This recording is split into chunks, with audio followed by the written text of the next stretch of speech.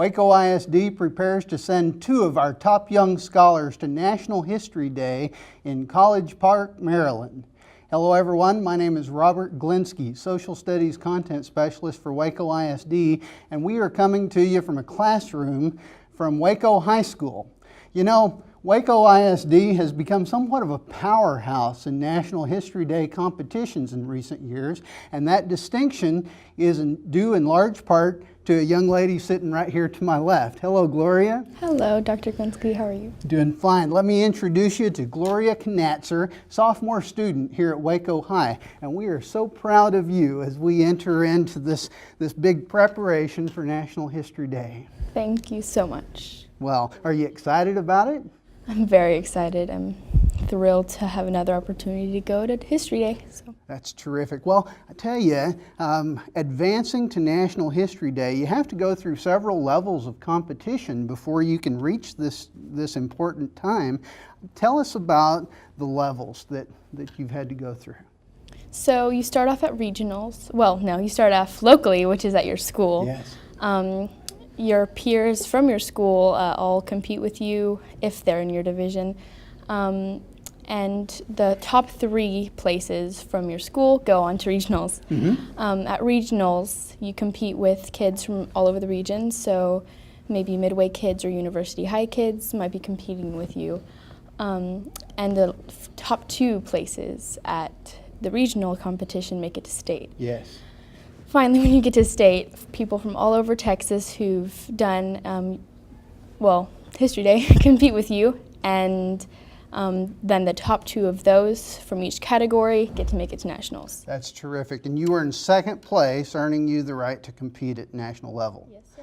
Now, let me check my numbers, but I believe that this is the 4th time you have advanced to National History Day. Yes, sir, that's right. So what is your secret sauce? Why do you think you have been so successful in the History Fair program?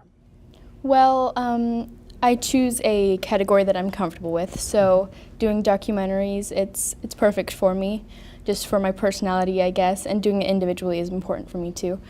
Also, when you get notes back from your judge, it's so important to follow what they say, because they've probably been judging for years, and they're probably history teachers, and they probably are experts in their field, so their advice is very valuable.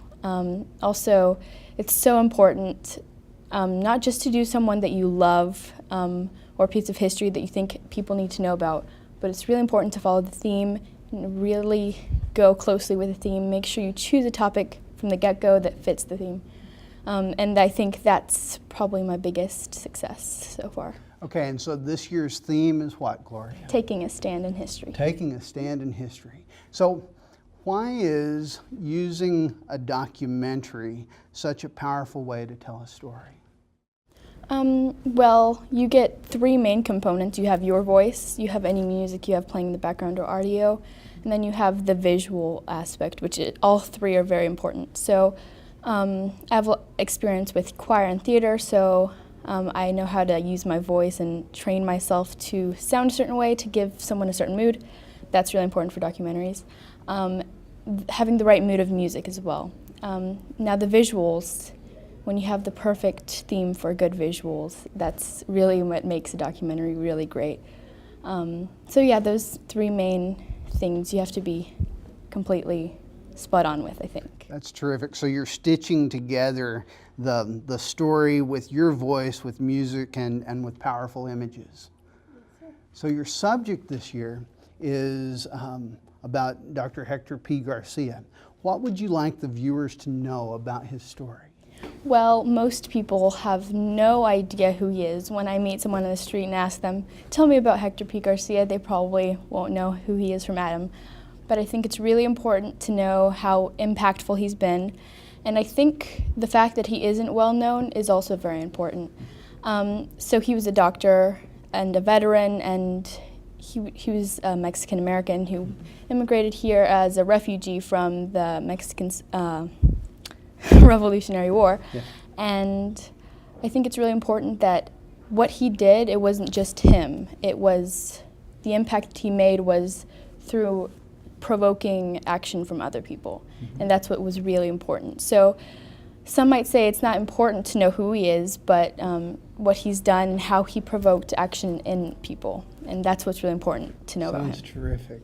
Well, I tell you what, let's pause right now and take a look at your work. Here's a clip of Gloria Knatzer's award-winning documentary, Relentless, A Texan Stand for the American Dream.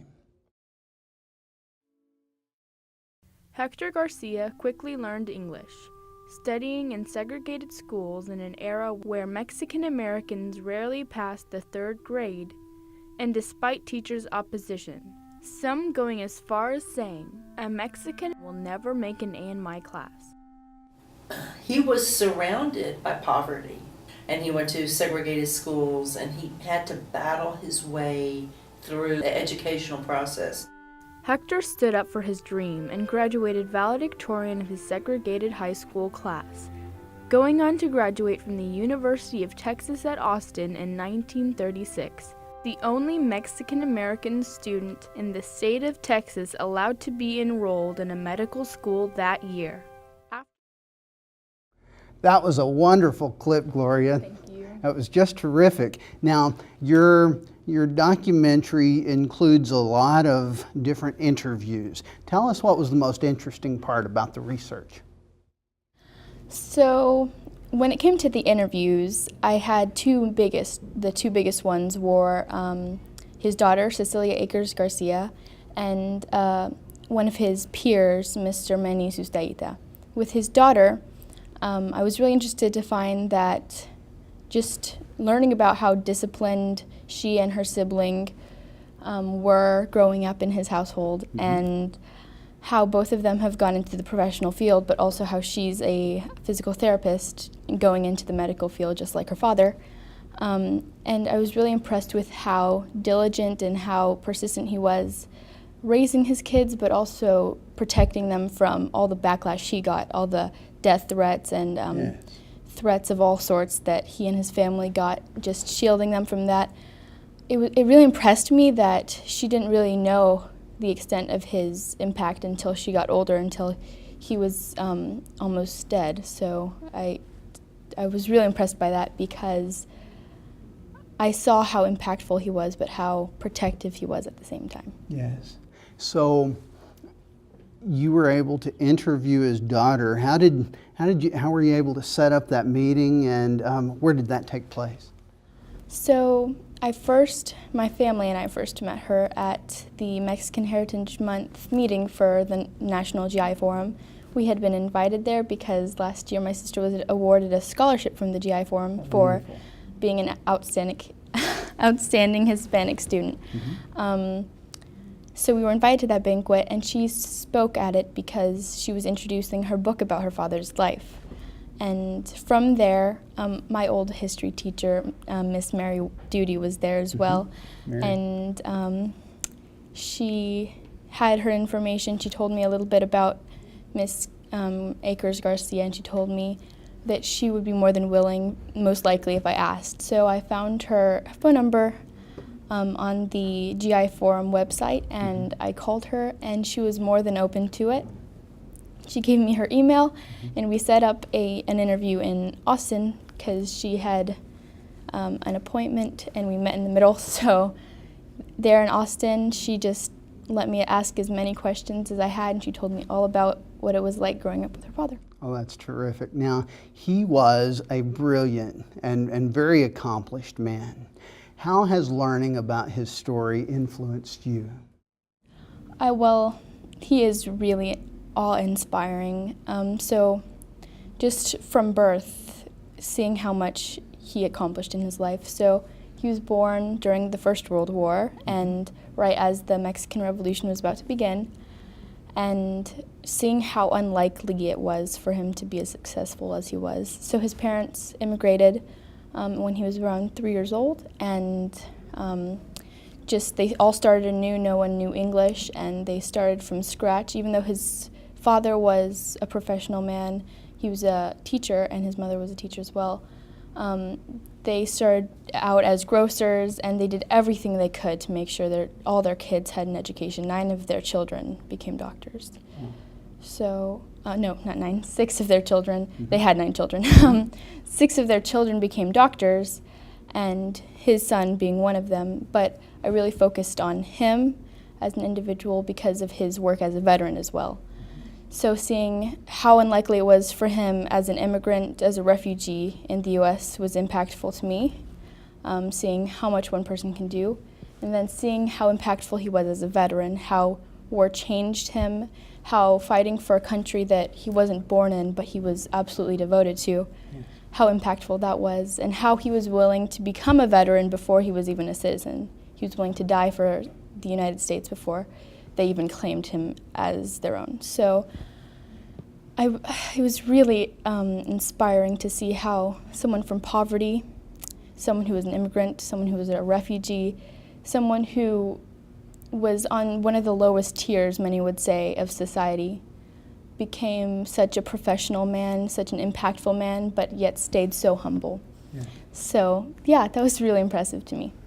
I love the way you tell history with such sincerity and such knowledge, and it seems as though your involvement in National History Fair competitions has just really influenced you as a student. How has National History Day competition affected you, your experience in school, and perhaps your interest in future college and beyond?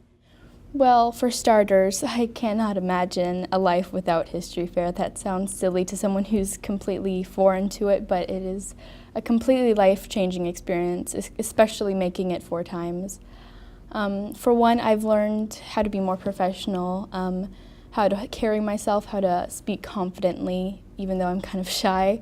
I've learned how to be more articulate and just how to hold a room's attention, which is very important. So I've learned how to speak professionally and hold myself, so that's very important. That's just baseline what you need for History Fair.